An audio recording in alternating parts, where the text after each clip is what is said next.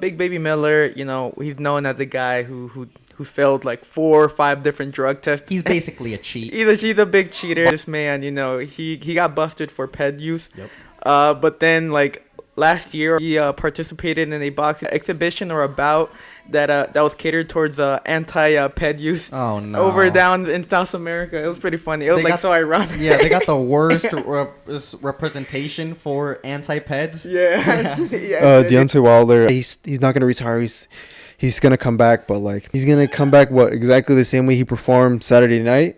No, and I still had my doubts on him. I don't want to be a hater, but like when he fought Robert Helenius, I think it was a lucky punch. The God-given power saved them. But so the showdown done. Inoue is going to conquer the 122 division in just 2 fights. This is a different fighter. We don't know. Anything can happen in boxing. But it's just hard to bet against someone like Naoya Inoue, man. Just so quick, so explosive, so much power in his punches. I think he's going to get that KO stoppage in under 5 rounds. Happy holidays and welcome back to another The Last Round podcast. You got me, Pablo. You got me, Rulo. You got me, Asael. And let's talk boxing. Now, as boxing fans, I feel like we got an early Christmas present. They're reckoning this big heavyweight showdown over in Saudi Arabia. We had a lot of big moments, a lot of big fights, lackluster performances, high performances, and big dramatic moments with many upsets in the card. And it gave us a little bit of everything this entire pay-per-view. Let's start off with Daniel Dubois versus Big Baby Miller. What are you guys' thoughts about that fight?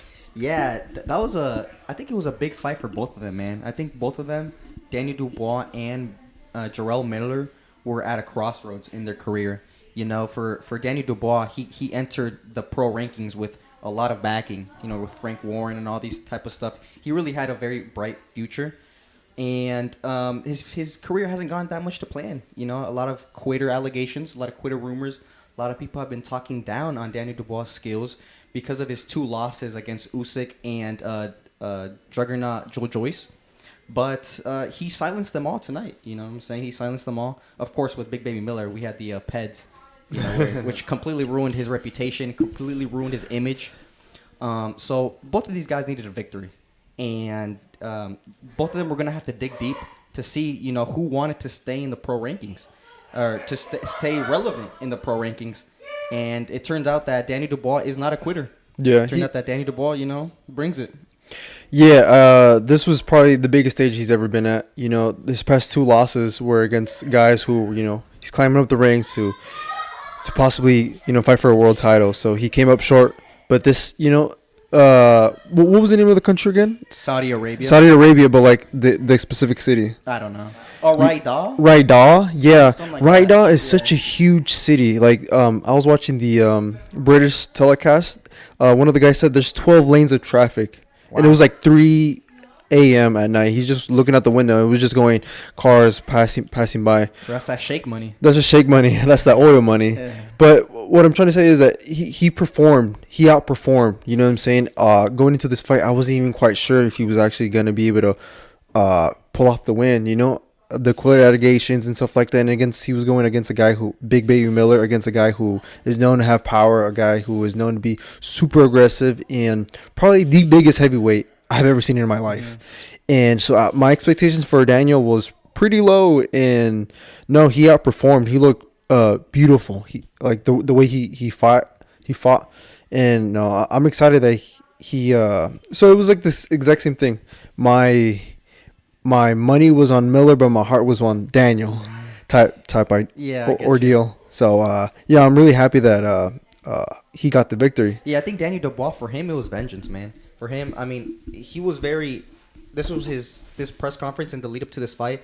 Jarrell Miller was talking a lot of shit, and he was bringing up, the quitter allegations, and Daniel Dubois started being a little bit more vocal, and for him, it was personal. He had to prove, he said in the ring, he had to prove something to himself, that he wasn't a quitter, that he can dig deep in the brightest of lights in the biggest moments of his career, and he was able to do it against a very tough and big Jarrell Big Baby Miller, Yeah, I agree with that too. The only thing I don't agree with is the whole the biggest stage of his career, the biggest stage of his career was against Usyk, in my Probably, opinion. yeah.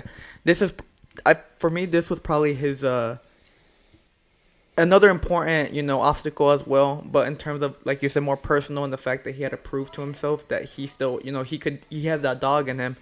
And, he showed it, right? He showed that he does have the dog in him. The thing is, Big Baby Miller, he's known as the guy who failed like 4 or 5 different drug tests. He's basically a cheat. He's a big cheater. Boxing's heavyweight cheat. You know what's funny? I like the fact that this man, he got busted for ped use. Yep. But then, like, last year or a couple months ago, he participated in a boxing exhibition or a bout that was catered towards anti-ped use. Oh, no. Over down in South America. It was pretty funny. It was so ironic. Yeah, they got the worst representation for anti-peds. Yeah, yeah. They decided to use Big Baby Miller as the face for that. So it's pretty ironic. But yeah, Big Baby Miller, since his whole, he had a chance to fight Anthony Joshua, and then he had those ped uses or whatever, blah blah. Regardless of that, he's been trying to build his brand back up. He fought a couple months back this year. He fought one time this year. So he was looking to make a big statement against, Daniel Dubois, who, we've known he's gone up against the juggernaut Joe Joyce, and his last fight was against Usyk, which many claim that he could have been the champion already, because that low blow, was it a low blow? I mean, that's the big controversy between that fight, whether or not he actually landed below the belt or not. Regardless, Big Baby Miller had something to prove, and he did a lot of shit talking, like you said, during the whole build up, not only to Daniel Dubois, but to the entire roster. Yeah, like he talked mad shit to Anthony Joshua mostly. They went back and forth. And after this performance, I think Big Baby Miller could say goodbye to that Anthony Joshua paycheck. I think it's good riddance. I think boxing doesn't need any more boxing cheaters in the sport anymore, and Jarrell Miller has a track record of not just 1, not just 2, but like 3 or 4 failed PED tests. So he finally lost, and I don't think boxing is gonna want to bring him back anymore. His reputation's finished. Now it seems his skills are diminishing. He didn't seem as strong. It seemed his gas tank wasn't as good. I think the only reason why Big Baby Miller was such a up-and-coming prospect during his prime was because of the peds. And without them, he is just a big, fat, average heavyweight. Yeah, average heavyweight and the fattest heavyweight I've ever seen. There's nothing special about him. It just seemed as though he had the juices flowing. During his prime was because he was on the juice. Mm-hmm. Now that he's not on the juice anymore, he's not that good. There was a little clip of him going around.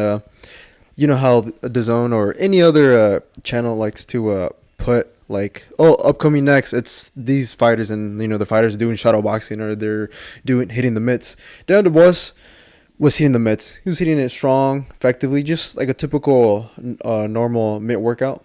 And Big Baby was just tap punches, boom, boom, boom, boom, boom. That goes to show, like, yeah, all that power came from the juice. Without the juice, he's nothing. Yeah, he was just a human punching bag. Like, Big Baby Miller was a human punching bag in that ring against Daniel Dubois. He could not throw any single punches. His game plan was to get inside and start throwing punches. In his prime, he was averaging like 70, 80 punches around. He was a very, very active, probably the most active heavyweight I've ever seen in regards to punches thrown. But he couldn't do it against Daniel Dubois. There was a lot of times throughout the fight where he was finally able to get Daniel Dubois on the ropes. Maybe Dubois got a little bit tired. But Jarrell Miller, it seemed he was a little hesitant. It seemed whenever he would throw, it was super sluggish. It was a simple dodge from Daniel Dubois and just a whiff from Big Baby Miller. So it seems, I think his boxing career is finished. I don't think any big major promotions would want to work with him anymore. I don't think a fight with Anthony Joshua or Wilder is in his horizon. I think that his career, if he ever does come back, it's going to be in a small town promotion where no one really cares. Yeah, you know what? Daniel, if you like during the fight, it looked like, Big Baby Miller looked like the heavyweight, but Daniel Dubois looked like a middleweight in there. The side he outweighed him by what, like 100 pounds, Almost 100 pounds. nearly 100 pounds. That is insane. It is completely Yeah, insane. he's a huge middleweight. He's a huge heavyweight. But I feel like after the fight, Big Baby Miller stated that he only had like a 4-week camp. Already making excuses as to his performance and why he lost and yada yada yada. All that gibberish. But I feel like Big Baby Miller came in with two things in mind. One, he was thinking that because of his weight, it was gonna be enough to bulldoze over Daniel Dubois. And two, I believe he had some type of thinking that maybe Daniel Dubois is mentally weak and fragile, which is all the trash talking that he did leading up to his fight, hoping to bring him down, break him through mentally, so then on fight night he could just demolish him, just with the pure power that he has, the big weight that he brings to the ring. But I mean, like we already mentioned, Daniel Dubois came in with his own different mindset and came in to prove that he was not gonna be a pushover. Yeah, that was Jarrell Miller's game plan. His game plan was banking on the fact that Daniel Dubois is a quitter, and that was his only thing. He expected him to be 100 pounds heavier, and after 5-7 rounds of constant pressure by Jarrell Miller, that Daniel Dubois would crack and just completely fold because of the pressure. But Daniel Dubois didn't do that. And once Jarrell Miller saw that he didn't do that, then it was Big Baby Miller that was exhausted and couldn't even throw any more punches. He was the one that was folding. Yeah, I think the best way to summarize this fight is that the bully overestimated his opponent, and Daniel Dubois actually underestimated, and Daniel has decent boxing abilities, being able to go in and out, be a little bit more quicker. His timing was a lot sharper than I've seen in other fights and stuff like that. Yeah, Daniel Dubois compared to Jarrell Miller looked like Muhammad Ali in there. Looked like he was dancing around, with those little foot feints, all this type of stuff. Just literally dancing around Jarrell Miller because Jarrell Miller was just so slow.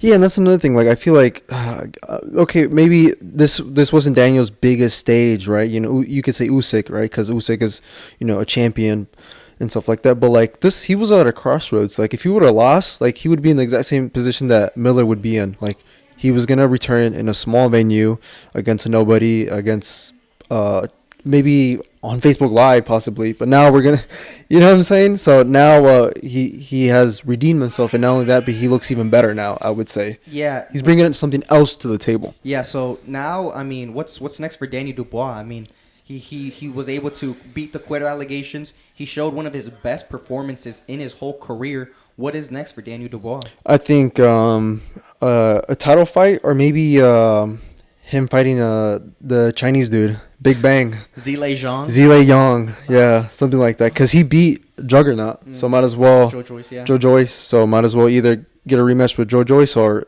fight Big Bang. Yeah, Daniel Dubois was asked this, and it seems he wants some big names. Wilder, Joshua, all those type of names he wanted. But what do you think? You know what would be a good fight? Daniel Dubois versus Jared Anderson. That would be a great fight. The other big baby. The one who doesn't juice. The all natural big baby. The natural baby. Yeah, I think that'd be a great fight. That would be a great fight. Because, like we said, I don't believe Daniel Dubois deserves a title shot. In fact, I didn't even believe he even deserved one in the first place. Against Usyk? Yeah, against Usyk. If anything, Joe Joyce deserved it. But regardless, he got this win. Good for him. I'd want to see more of him. Let's keep in mind, Big Baby Miller. He's already kind of old. He's clearly not as dedicated. He's also a PED user. But now he's not on PED. Well, now he's not on PED. Yeah, so his skills went down. Good performance. I give him all the respect. He performed well. Let's put him up against an active young heavyweight, and this time a prospect. One that many people are highly opinionated. Yeah. Who has high credibility amongst a lot of boxing fans. Jared Anderson. This guy has been performing well. He has been looked a bit shaky at points. Especially back over the summer. He looked a bit shaky in his performance against I believe that one heavyweight who fought against Luis Ortiz. Charles Martin, there you go. He looked a bit shaky against him, former champion. Yeah. Regardless, I think that would be a great fight. Daniel Dubois versus Jared Anderson. That would be a great fight. I think it would definitely be a bigger step up for Jared Anderson. Oh, huge step up. I mean, Daniel Dubois has now faced he's basically faced the top of the elite in the heavyweight. I mean, he fought Alexander Usyk and he put up a decent performance. And then a lot of people said he quit. Yeah. A lot of people say he folded. But he has power and he's been in the game for a while now. I think longer than Jared Anderson, performing at a much higher level, I believe. So that would be a good fight. But I think for Danny Dubois, I think just because he got the title fight in the last fight in his last fight against Usyk, I think he is probably going to want a bigger name than Jared Anderson. I think he's going to want maybe a Zhilei Zhang, just like you said, someone who Zhilei Zhang beat someone who beat Joe Joyce, and Joe Joyce beat Daniel Dubois. So I think that would be a good fight. Jared Anderson, maybe even Wilder. Maybe he gets Wilder at the back end of his career. It's obviously not the same Wilder from years ago, but it is still on his resume. Maybe he wants that on his resume. I think Daniel Dubois has a lot of options right at the moment. Yeah, I think he just sparked up a new route in his career, and I know he's gonna try. He's still a relatively young fighter. So I believe he's still going to try to aim for another title shot, because at the moment I feel that, Usyk, Tyson Fury, and Joshua, those three are still at the top of the pedigree, at the top of the list of the hierarchy. So it's gonna be a lot for Jared Anderson, or not Jared Anderson, for Daniel Dubois to get a shot at that, So I feel like the best route for him would be to take fights against Jared Anderson, or maybe even a back end Wilder, or I don't believe a Big Bang Zhang though. I think that's too much for him. Regardless, I think he needs to build up more fights, more credible opponents, and just stay active overall. Yeah, well, he has a lot of options. But moving on to the light heavyweight, moving on to 175, we had the best 175 fighter at the moment. One of the best. Dimitrii Bivol go head-to-head against Lyndon Arthur, someone who is relatively unknown. And good fighter. He got the unanimous decision victory. What did you guys think of his performance? Solid performance, but he's a typical. First off, typical Bivol performance. 12-round fight. What's interesting though is that I think Bivol really wanted to show out. It was a big stage. I think he fought last year against Suler Ramirez, somewhere around there too, within the area. But a lot of eyes on this card. I think he tried to put a special performance. I think he was trying to stop Lyndon Arthur, and he wasn't able to. So he just did what he needed to do, and now he needs to unify for the title. That's basically the sum up of. That's the way I would sum up the fight. What about you? Well, here's the thing. Lyndon Arthur was a man who got absolutely obliterated by Anthony Yard. And then Anthony Yard went and fought Better Beef, and then got obliterated by Better Beef. And Lyndon Arthur, he's, like you said, relatively unknown overall. I believe Bivol should have, I believe Bivol came in wanting to show out. It's a big card, one of the biggest, if not the biggest card of the year. He came in with the mentality of trying to show out, but I think he is a bit pillow-fisted, man. I think his style is not, a cracking power puncher. He's not. That's not him. His style is more of a high output, 3, 4, 5 punch combination type fighter. In and out.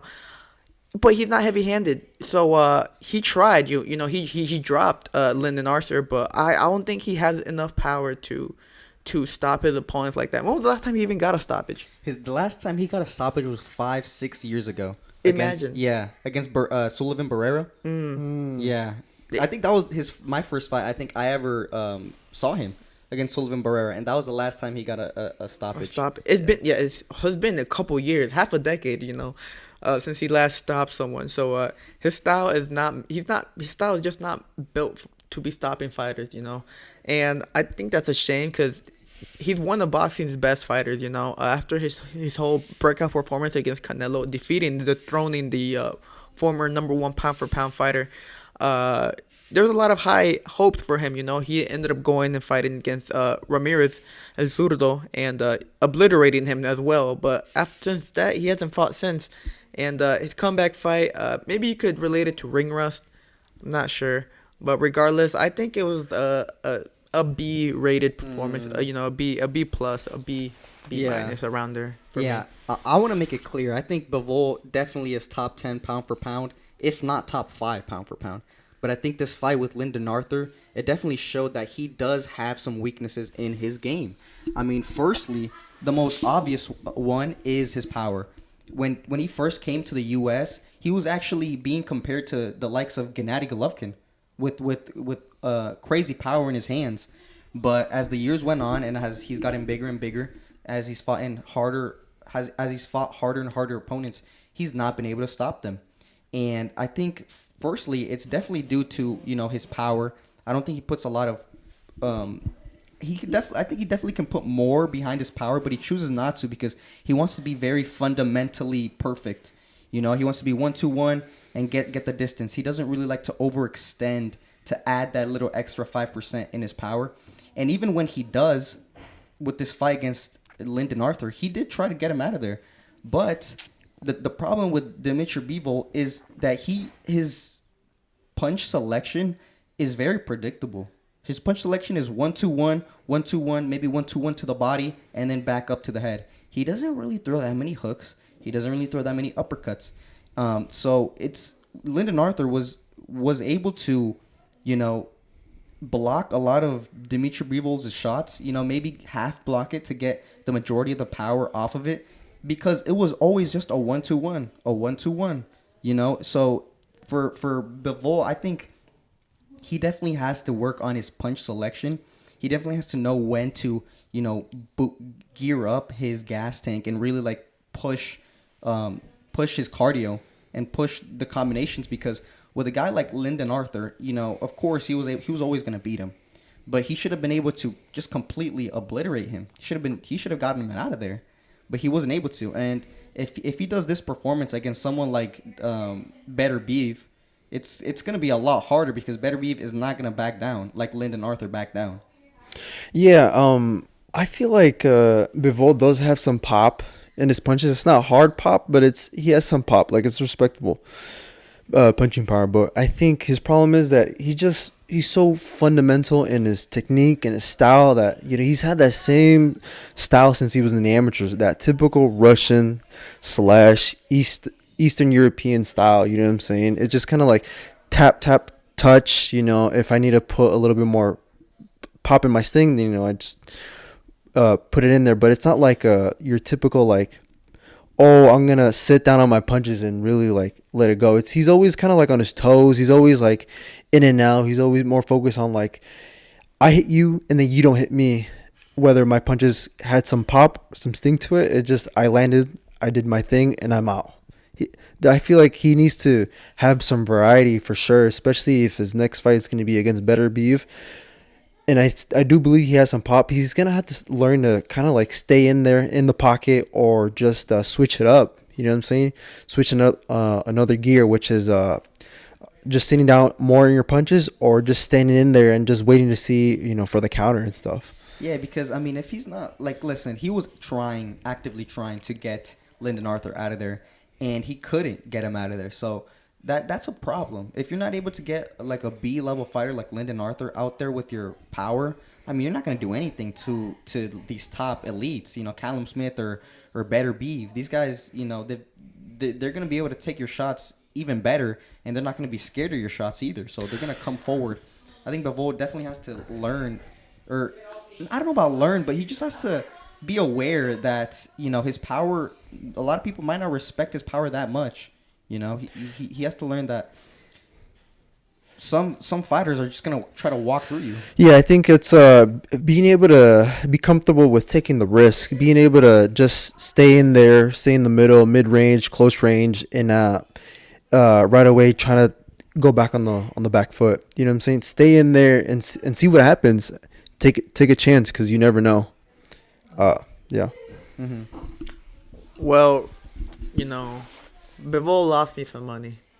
yesterday. I had money on him not only winning, but him getting the KO or the TKO stoppage, and he didn't do that. So Bivol, if you're watching, man, you lost me money. You lost me money. You know who else lost me money? Who lost your money? Deontay Wilder. Now, the co-main event of this Day of Reckoning, Deontay Wilder versus Joseph Parker. This was Deontay Wilder's return comeback fight since his first round knockout against Robert Helenius. And let's say it was a little underwhelming performance from Deontay Wilder. You know, what everyone was expecting him to come out, spark out Joseph Parker in like 4 rounds or something like that, and just, you know, call out Anthony Joshua and then, you know, have the big mega fight in March for next year. But it didn't happen. Joseph Parker came in with the mentality of spoiling those plans, and he did. What are you guys' thoughts about this whole fight between Deontay Wilder and Joseph Parker? Yeah, at first, I mean, I want to say Deontay Wilder lost a lot of people money. You know, he was a minus 700 favorite. So this was a very, very big upset in the heavyweight division. You know, I think a lot of people, I think it was a mix of two things. Firstly, Wilder was, he's definitely on the back end of his career. I think he even admitted it. He said, like, his mentality really isn't like there. Like, he has a smile now every day or something. I don't know, something like that. First thing, I think people were overestimating Wilder and his power.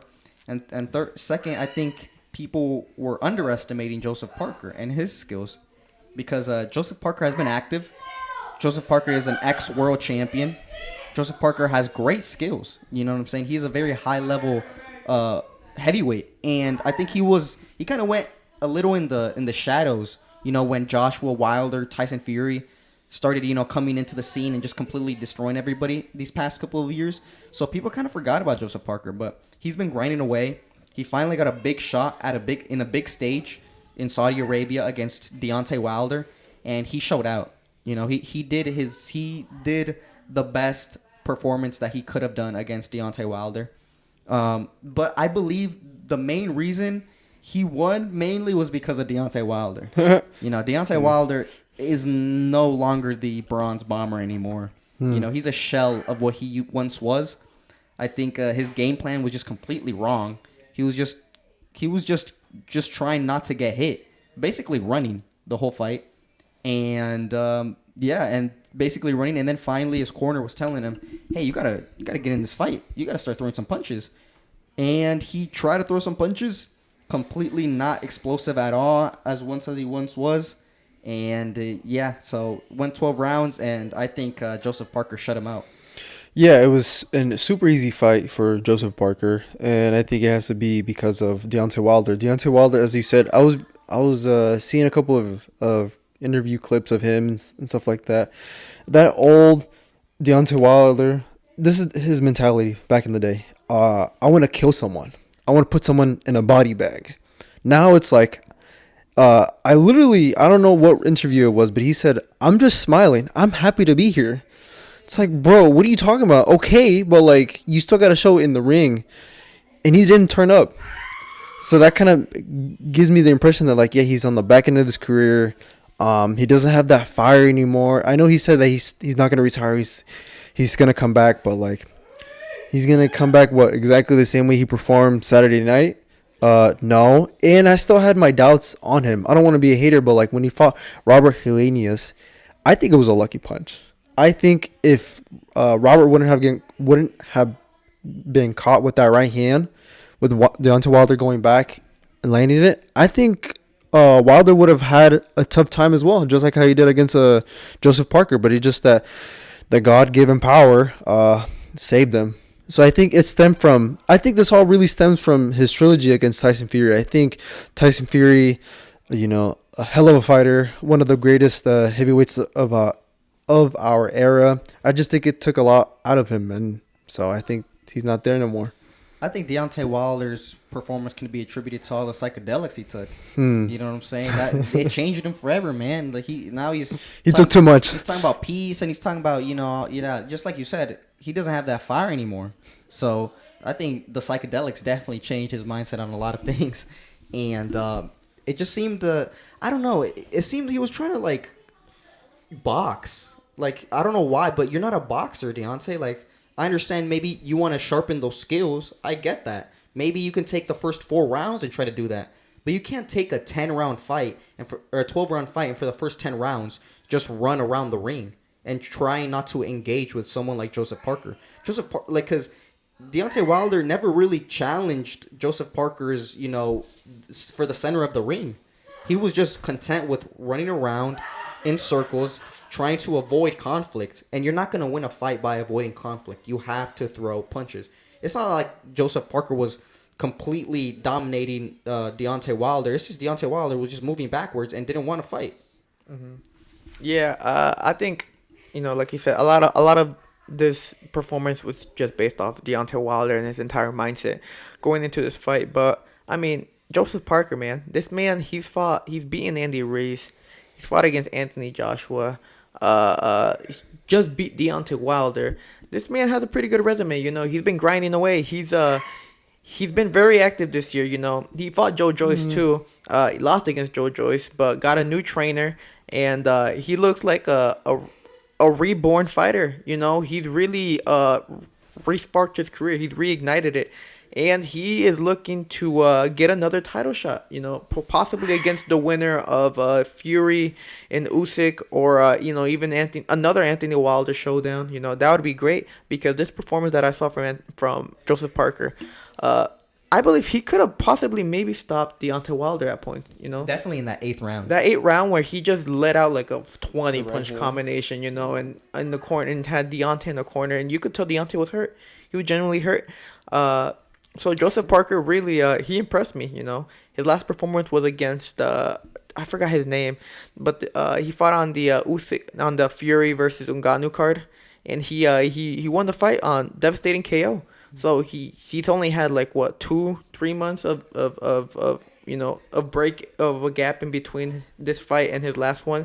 So he's a very active heavyweight, and I guess it shows that another example of why activity matters in boxing, because if you're not active, it's gonna show in the ring. That's 100% true. I mean, and that's another thing with Wilder. He's only had 1 round in 2 years.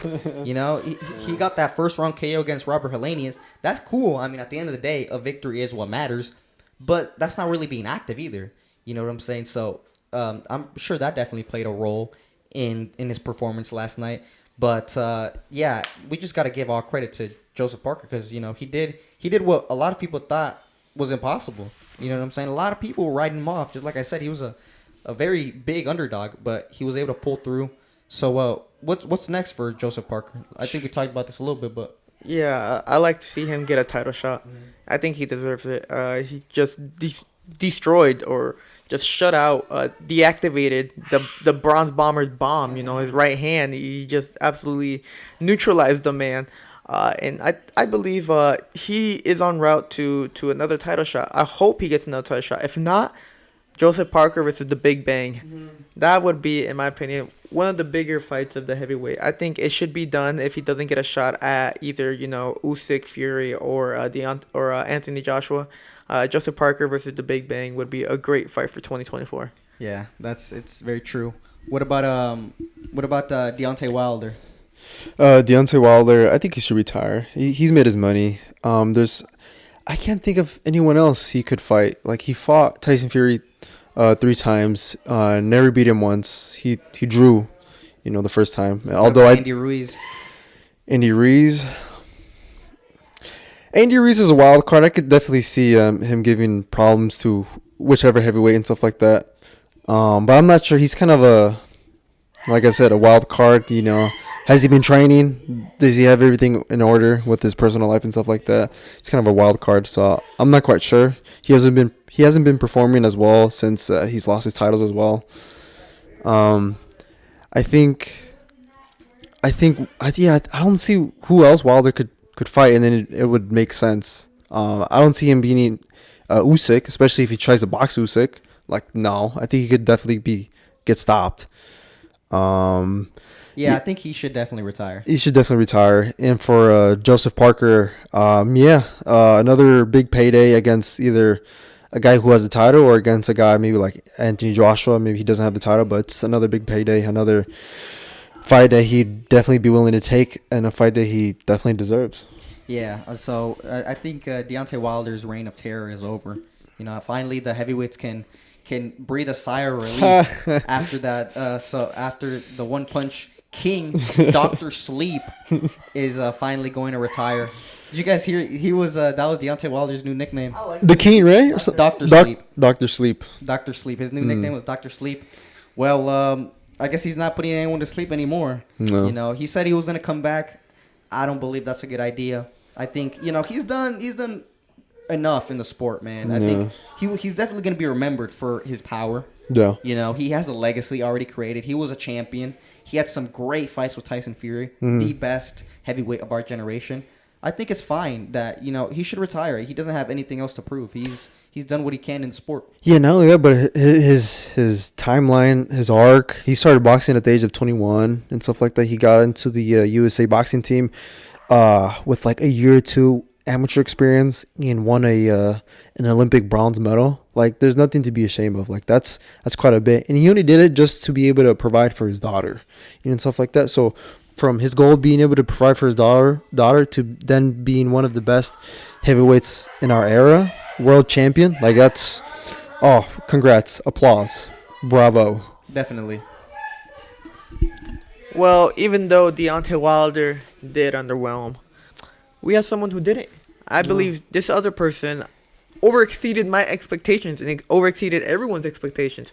Anthony Joshua versus Otto Wallin. Now, for me, this Anthony Joshua was sharp. He was powerful, smart, and displayed the characteristics that I saw in Anthony Joshua during the Klitschko and during his come-up, Anthony Joshua is back. I believe he is back. Yes, this performance was... it felt like I was like watching a throwback, It felt so nostalgic seeing Anthony Joshua perform the way he did, because Otto Wallin is a crafty southpaw. Okay, he gave Tyson Fury a good run for his money. Gave him that big cut. That infamous cut of that Tyson Fury suffered in his fight. And he's very, like I said, he's a very tricky, crafty southpaw fighter. And Anthony Joshua just dismantled him easily. Every single round, swept them, and ultimately stopped him. He made him quit. He made him quit. And what I saw from Anthony Joshua over the weekend was very impressive, and it gave me hope that the old AJ is back. Yeah, I mean, it was finally nice to see him not hesitant. It's finally nice to see him not trying to be like a typical boxer, or giving so much respect to other to his opponents. He went into this fight very serious in the week coming into the fight. He was no smile. He was solely focused. He did that strange thing, I'd say, of locking himself in a black room for I don't even know how many days, but maybe it worked. It looked like he was mentally there. It looked like he was mentally strong, and I think that was what the old AJ was all about. It's not necessarily that the old AJ was maybe technically better or more skilled. It's that the old Anthony Joshua was a killer. It's like the old Anthony Joshua had a strong mentality of, I'm going to win no matter what. Yeah, I might be a little bit heavier, but I know my opponent is hurt. I know how hard I can hit. I'm going to try to finish this fight. And that's what Anthony Joshua showed against Otto Wallin, which is a respectable opponent. So I tip my hat to Anthony Joshua. I think he's definitely back in the title run where he can be a 3-time world champion. Yeah, I'm kind of impressed with Anthony Joshua's performance. My expectations of him were low, and yeah, he overexceeded those. It looked like him locking himself up in a dark room for a month definitely helped. I think maybe he looked at himself and was able to kind of like decide or kind of ask the question, do I still got it? Does it still make sense for me to continue to box at an elite level? And I think he dug in and found himself, and I think it's possible that this is a new, not a new, but like the old AJ and stuff like that. What I liked especially about this fight was the aggression that he had. Like I don't. It's been so long since I'd seen him actually push the pace, actually get down in it, kind of sit on his punches, wanting to exchange, wanting to see who hits harder. And that was the old Joshua, like the flashbacks that I saw. That was the old Joshua. And so, I'm very happy with his performance. Very happy to see him back. He's one of my favorite heavyweights. I still want him to fight against Tyson Fury. I guess it's one of those fights within my generation that, what if it doesn't happen? It's going to be one of those what ifs. So, it looks like he's kind of back. Excited to see who he fights next. And hopefully down the line, he could fight against Tyson Fury, for a world champion, or maybe for all the belts. Yeah, he was definitely on a mission to silence the haters, silence all the doubt, surrounding his name. He's another fighter that a lot of people had doubt of. He started his career off so strong, and then his career hasn't really gone according to plan. So, he's become a world champion, and then he lost to Andy Ruiz, and then, he lost to Usyk, and then he lost to all these guys. Very lackluster performances a lot of the time as well. But he finally showed out, and it seems that he wants big fights. It seems he doesn't want to pity pad. He doesn't want to get some easy tune-up fight to just get some quick money. No, it seems like he wants some fights. And sadly, Anthony Joshua against Deontay Wilder seems like it's not possible anymore. Even Eddie Hearn, which is Anthony Joshua's promoter, said so. So, that fight was scheduled to be in March. But since that's off, what's next for Anthony Joshua? I think he either waits for the winner of Usyk and Tyson Fury, or he fights himself, maybe just like a rematch against Joseph Parker, who rightfully so deserves it, or maybe just another big name, big heavyweight name like, the Big Bang. The Big Bang's always going to be there. Big Bang's always going to be there. Here's the thing. Big Bang, no one mentioned his name. He's the dark horse of the heavyweight division. He is the dark horse, and I believe he's the most underrated, and he's shown that he is very... He also, the Big Bang publicly called out Anthony Joshua last night. He called him out on Instagram, because they fought back in the amateurs, and Anthony Joshua beat him. And it'd been like 11 some years since that moment, and the Big Bang gave his congrats to Anthony Joshua, but then publicly called him out. See, Lejean wants that revenge from 11 years ago. He does. I would want to. Hey, man, if that's the fight I want to see too, because if he can't get the fight against Fury or Usyk, or if he doesn't want to stay inactive for that long, because how Tyson, if Fury wins, he's gonna want to take a little break, maybe not fight until the fall or something like that. Regardless, I feel like AJ should get a fight in between, at least stay active, stay loose, in case he does get a title shot against Usyk or Fury. So why not do it against a very powerful, underrated, and very dangerous Big Bang Zhang? That is very true, but I think Eddie Hearn said that he wants Anthony Joshua to fight Havkic. Philip. Yes. Havkic or something like Hakovic, that. something like that. Yeah. He's for the. Sorry for butchering that name, but yeah. For the vacant IBF world title, and so that might be in the future for AJ. Yeah, if I was a AJ advisor, I would probably suggest to him like in a Joshua Parker fight, because he beat Wilder, or something like that, Philip.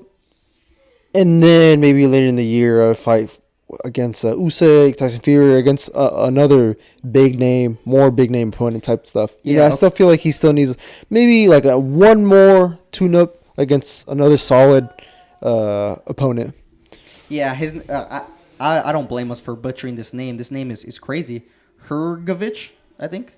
Philip Hrgovic for the vacant IBF. Okay. That's a solid fight. But I would personally want to see if AJ wants to get some world titles, if he wants to claim, I'm a three-time world champion, I guess he can go down that route. I would personally be a lot more interested in a Joseph Parker rematch. I think the bad blood is there. Or not the bad blood, but I think the history. I think that fight is a lot more interesting because, Joseph Parker just beat the brakes out of Deontay Wilder. He's been, doing really good these past few years. Now he's finally climbed his way to the top of the heavyweight division. I think it's a great fight. The history's there. Those two can clash. I think it'd be a great fight. So that's what I would want to see personally for AJ. Yeah, I wouldn't be mad. And if I was, again, his advisor, I would probably suggest throwing Parker into one of the mix possible opponents for AJ in March. Definitely. So, Yeah, I mean, I guess that would all be up to Eddie Hearn. I'll be up to Eddie Hearn and seeing who he wants to fight, because now it seems they're friends now. Joseph Parker and AJ, they're like embraced after their fight and all this type of stuff. So, we're congratulating each other. There's some respect there, but once that bell rings, I'm sure the respect would all be gone. Yeah. Well, Anthony Joshua, Day of Reckoning. Overall, a very great event. I was very, very satisfied. Yeah, very good event. I was like I mentioned early in the podcast, a lot of big moments, a lot of upsets, a lot of big performances and lackluster ones as well. So maybe when they do another heavyweight showdown, it'll be just as interesting, as exhilarating, exciting as this one was. So yeah, that was Day of Reckoning. Good event. So the Saudis know how to throw a boxing event, with all that money they got. They even had Conor McGregor and Ronaldo, there. Whoever chose or whoever picked for Ronaldo to sit next to McGregor, man, Ronaldo probably hates that. Yeah, dude. Ronaldo was pissed. Ronaldo was not happy to be sitting next to McGregor. And I don't blame him. McGregor, once he hits those 3 lines of and takes a few shots of whiskey, I mean, he is no fun to be sitting next to. No, bro, that's just wild. Anyways, we got one fight coming up on Tuesday. The Tuesday. Who's gonna fight on Tuesday? You know how Japan does it. You got the undisputed clash between Naoya Inoue versus Marlon Tapales for the super bantamweight royalty. What are you guys predicting for this fight? Because personally, for me, I'm predicting Inoue to stop this man. Oh, yeah. I'm predicting him to stop him in devastating fashion. I think he's going to destroy him. Yeah. For, undisputed gold for all the glory at 122. I think finally we're able to get the showdown done. Inoue is going to conquer the 122 division in just 2 fights, which is kind of crazy to think about. But I feel like technically he already conquered the 122 division because he beat the best guy at the weight class, Stephen Fulton Jr. Because even before, when they were scheduled to fight Naoya Inoue and Stephen, everyone was saying, I mean, this is the best guy at 122. So if Inoue is able to get past him, he can get past anybody. So, but this is a different fighter. We don't know, anything can happen in boxing. So they're finally going head to head on Tuesday, but it's just hard to bet against someone like Naoya Inoue, man. Just so quick, so explosive, so much power in his punches. I think he's gonna get that KO stoppage in under 5 rounds. Yeah, I'm also predicting an Inoue victory, possibly a stoppage, unless Tapales is the next Manny Pacquiao from the Philippines. You know what I'm saying? The monster of the Philippines. Then I would say probably Tapales, but pull up the upset. Ain't no Pacquiao. And if I'm not mistaken, when Pacquiao first came to the United States for a big major fight for the I think it was for a world title, it was at 122. I thought it was 118. 118, 122. Yeah. Something like that. Yeah. But so it could, but I'm making my money on Inoue. I think I'm expecting him to my expectations of him are up here, so I'm expecting him to outperform that. So and not only that, out of all days, Boxing Day. It's gonna be December 26th. What a perfect way to spend that day watching Inoue fight. Yeah, I think Inoue might get a KO of the year candidate this Tuesday. I mean, Big prediction. Yeah, big. I mean, definitely. I think Naoya Inoue, he just knocks everyone out, man. And I think at 122, he's even more comfortable. I was rewatching that fight with Stephen Fulton. It's just so crazy how he outclassed such a good boxer. And I think that's how you know that you're witnessing greatness. That's how you know you're witnessing a great fighter, is if he makes good fighters look average. And that's what Naoya Inoue did against Stephen Fulton. And I believe he's going to do that against Tapales, who's a unified champion at 122. I think Naoya Inoue is going to make him look average and get him out of there in 5 rounds. Yeah, and apparently Tapales isn't supposed to be there because the fight that got him the titles, it was kind of controversial. Some people say that his opponent was the one who actually won. It's up to interpretation, I guess, depending on how you would score or judge fights and stuff like that. But yeah, Inoue, this should be an easy victory for Inoue. Inoue fought Fulton. Fulton was apparently the guy at 122 any look average. It looked like Inoue was just one or two, if you were to compare to chess pieces, or 2 or 3 steps ahead of him. Stuff like that. Looked like Fulton was on the back foot very defensively since the beginning of the fight. So, I mean, if Fulton is better than Tapales, then, I mean, we can kind of guarantee how this fight's going to end up. Definitely. So, high hopes, though. I think it's always a pleasure to watch someone like Naoya Inoue fight. So, especially early in the morning. Yeah, that's that's the only downside of it, man. Japan, they be on different time. No, I hate it. Different type of time. Yeah. Yeah. So potentially a win on Tuesday could cement Inoue as the fighter of the year. So he has a lot of, I would say he has pressure in the aspect that he needs to perform. I know he has pressure to win because he's Naoya Inoue, but I mean, everyone, if you're a real boxing fan, you know of Inoue, and you're watching potentially, I believe, in my opinion, a generational talent. So he has pressure for him to to perform, to get undisputed again, and win potentially fighter of the year. And also, supposedly, they already have his next fight picked out after that against Luis Nery. At 126? 122. 22. He's going to stay? 122, Wow, okay. Yeah. Inoue versus Luis Nery over in Japan. Luis Nery practically confirmed it on Twitter. Wow. Yeah. So, next year, 2024, Inoue versus Luis Nery, which I think would be a great fight. Great fight. So, since he already has his next opponent practically booked, he's in there to perform. Yeah. So yeah, that was our prediction for Inoue versus Tapales. What are your guys' predictions? Let us know down below. Don't forget to subscribe and follow us on all our socials. We are on X, Instagram, TikTok, and we have our Discord in the description down below as well. Let us know what you guys thought about Deontay Wilder. Is he still the same bronze bomber? Is he actually Dr. Sleep? Or is he, just a former shell of his prime? What do you think about AJ? Is he the man now? Is he the best heavyweight on the planet? And lastly, give us your predictions on Inoue versus Tapales. We want to know. Big undisputed showdown for that 122 super bantamweight clash. So this was Pablo. This was Rudo. This was Asael. And have a happy holidays, guys. And thank you guys for watching.